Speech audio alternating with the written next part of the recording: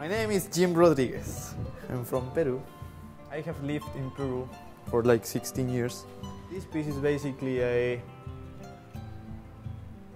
example of transition and evolution. The painting itself, as a distribution of space, is divided in 4 pieces plus the roof.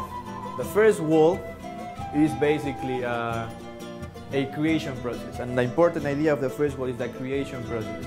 And the creation process is represented by the 3 hands in the top. One is holding corn, one is holding light, enlightenment, illumination of mind, and the other hand is making the process as a result of the corn, as a result of the light. The third hand is the hand, the creator hand. The hand of the artist is the hand of the writer, the hand of the singer, the hand of the musician. It's the hand that creates stuff. In my personal philosophy, creation is destruction of nothing, as I say always, because you create something from ideas that are abstract and ideas that are just going around in your head. They don't materialize yet, but when you create something, you make them material, you make them physical, so you can see them. So that hand is the important hand as a result of those 2. These as well give us an idea of dichotomy and duality, that everything is related, everything has an opposite side. So you have microorganisms, microorganisms, you have the moon in the side of the microorganisms, and then you have the sun in the size of the macroorganisms, and then you divide. That's the basic idea of the division horizontally of this painting, which is death and which is life. In this side of the corn, which is all this side, because if you see in this, it is not finished. This woman is gonna have corn around her body because in relation to the first hand over there. Corn means fertilization, means land, means reproduction, means life.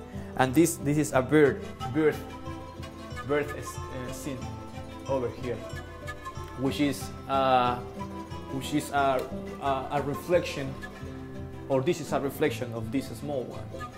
So as long as the whole mural evolves towards the outside of the library, is a representation of the evolution of human being as a simple character of lines and points into a modern human being, which is represented by this, with this woman. I want to paint something that people don't expect of humanity or of mankind, that is taken from elements of real life, and just because they don't expect, and just because it's disturbing enough, they cannot escape the questions that the mural is telling you. They cannot escape that.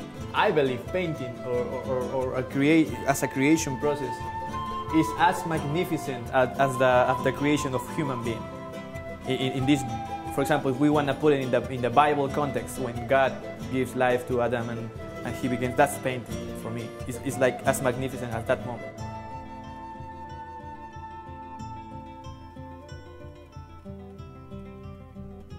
The motivation of painting begins with being a journalist of color, like telling people a story through painting. Considering that art cannot exist apart of the political context, then the painter or a muralist becomes a journalist, becomes someone who tells you a story.